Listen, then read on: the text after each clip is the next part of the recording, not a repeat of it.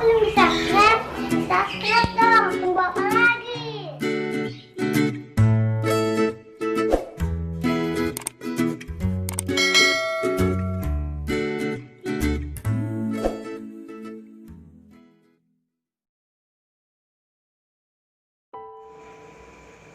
Siapapun, tidak ada yang menang.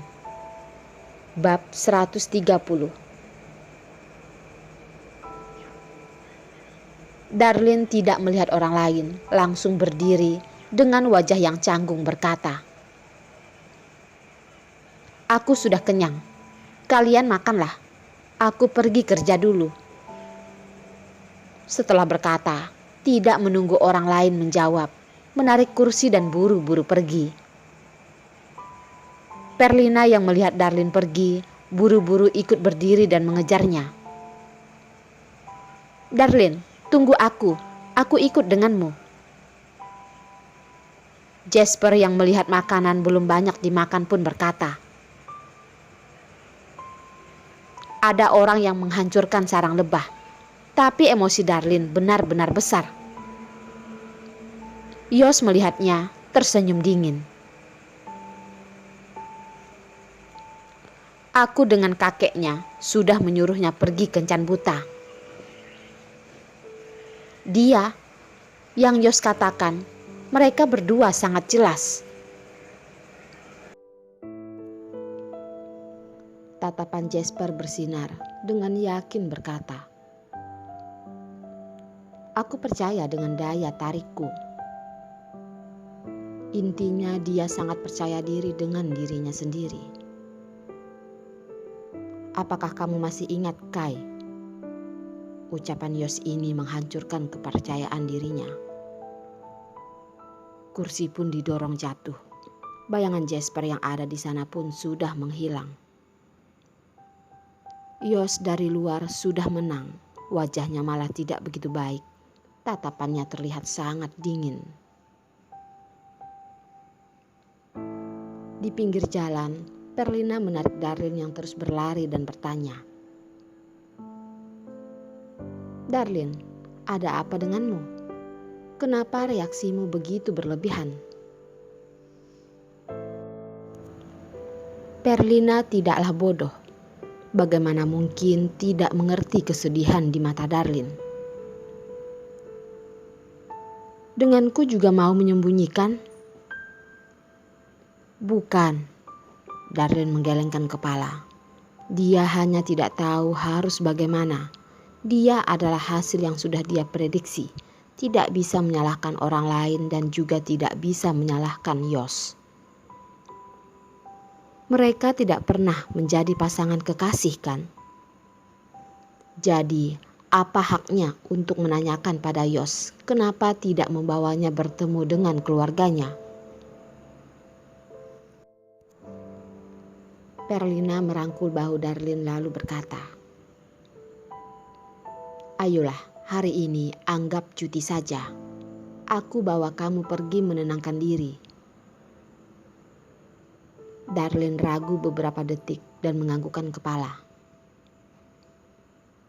"Aku akan katakan pada Yanti dulu, suruh dia bantu aku minta izin." Perlina menunggu Darlin selesai menelpon, mengangkat tangan memanggil taksi, menarik Darlin masuk ke dalam dan memberikan sebuah alamat. Mobil dengan cepat melaju. Tidak sampai setengah jam, mobil berhenti di sebuah klub yang tenang. Tidak seperti klub terakhir kali yang begitu ribut. Di dalam memainkan saksofon yang merdu, suasana di dalam membuat perasaan orang menjadi tenang. Darlin melihat keadaan di sekitar. Hanya ada beberapa orang yang duduk di bar sambil minum bir. Perlina sepertinya adalah tamu langganan. Pelayan dengan sangat kenal membawanya ke tempat paling sudut. "Seperti biasa," Perlina berkata pada pelayan. Pelayan pun menganggukkan kepala dan pergi. "Di sini tidak ada banyak orang. Katakanlah." Perlina dengan malas bersandar di sofa. Aku hanya merasa tidak nyaman. Kamu masih perlu wawancara. Apakah tidak apa-apa kamu pergi begitu saja? Darlin juga tidak mood bersandar di sofa. Pantesan semua orang menyukai sofa yang lembut. Saat berbaring di sana bahkan tidak ingin bangkit lagi. Perlina menyilangkan kakinya di meja dengan kesal berkata,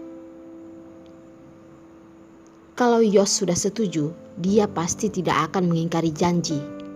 Yang aku khawatirkan adalah kamu." "Tidak apa-apa, aku tidak bisa menggantikan Yos. Aku sama sekali tidak mengetahui masa lalunya." Darlin mentertawai dirinya sendiri.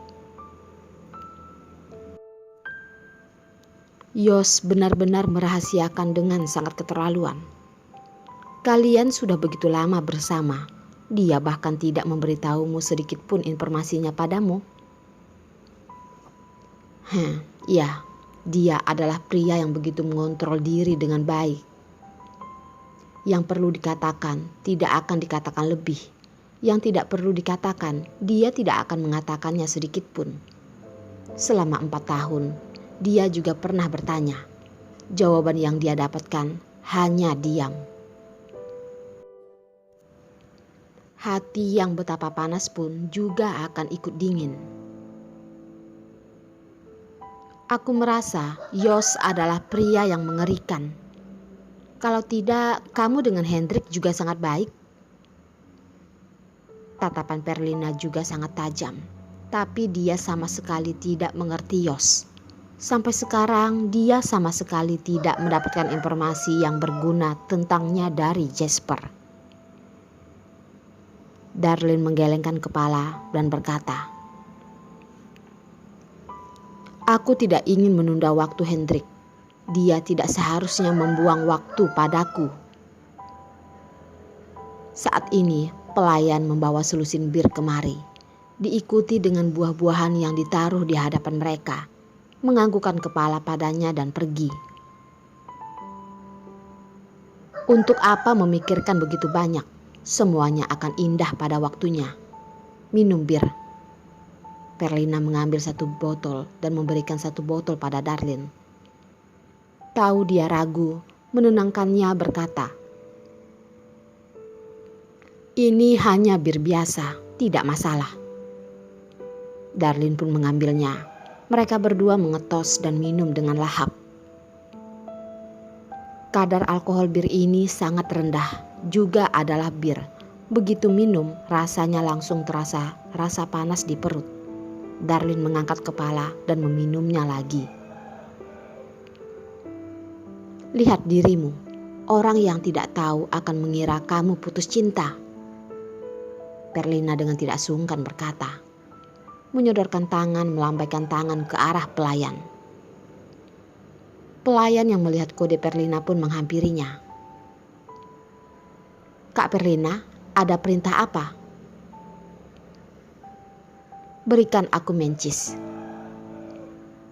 "Baik." Pelayan membalikkan tubuh dan pergi. Darlin melihat Perlina menghidupkan rokok dan mengeluarkan asap ke samping, mengerutkan dahi lalu berkata, "Lina, bukankah kamu sudah tidak merokok?" "Tidak merokok, tunggu aku mati saja." Perlina berkata sambil menghisap lagi. Asap pun bertebaran di sekitarnya. Di sudut yang gelap ini menjadi semakin kabur. "Kenapa? Jasper membuatmu marah lagi?" Selain dia, Darlin tidak bisa mengingat siapa yang bisa membuat Perlina begitu kacau sampai perlu menggunakan rokok untuk menenangkan perasaannya. "Bukan, aku tidak ada hubungan dengannya." Perlina berkata dengan mata yang sedikit dikecilkan dan berkata, "Kai sudah kembali." Darlin menyeduk bir, hampir tersembur keluar. Perlina juga tidak peduli. Biasanya dia pasti akan mengatainya. Bukankah Kai ada di provinsi lain? Dia ingat Lina sudah pergi kemana-mana selama 8 tahun. Kai juga mengikutinya selama 8 tahun. Awalnya mengira mereka paling mungkin akan bersama. Akhirnya Kai malah pergi ke provinsi lain sendirian. Kenapa dia kembali lagi? Ya, tidak hanya pulang. Dan juga dia adalah pasangan kencan butaku. Kamu rasa bukankah ini sangat membunuhku? Memang sangat tidak terduga. Darlene mendesah. Tidak tahu harus mengatakan apa. Dia selalu tahu kalau Perlina tidak begitu tidak peduli seperti dirinya yang terlihat dari luar. Siapapun memiliki masa lalu yang tidak bisa mereka lupakan. Emangnya kenapa kamu memaksaku? Perlina mengubah ucapannya, mengatainya. Tapi Darlene, kenapa kamu begitu takut dengan Jen si keji itu? Kalau aku adalah kamu, aku pasti akan merebut Yos kembali. Bukan takut, hanya saja tidak ingin membuat semuanya menjadi hancur. Lina, aku tahu diri. Tatapan Darlene terlihat sedih. Dia mana mungkin tidak ingin. Hanya saja takdir tidak bisa dipaksa. Tidak ingin sampai akhir hanya percuma saja. Aku merasa Yos juga bukan benar-benar menyukai Jen. Tapi dia sepertinya sedang menggantungnya. Juga tidak tahu karena apa. Perlina mengatakan hal yang dia rasakan. Kamu juga jangan merendahkan dirimu sendiri. Kalau Yos sama sekali tidak peduli padamu, dia juga tidak akan menyuruhmu bekerja di kantornya. Darlene merasa bir yang dia telan menjadi teratai kuning. Begitu pahit sampai membuat hatinya tidak berasa. Lina, ada hal yang tidak kamu mengerti. Tidak semudah yang kamu pikirkan.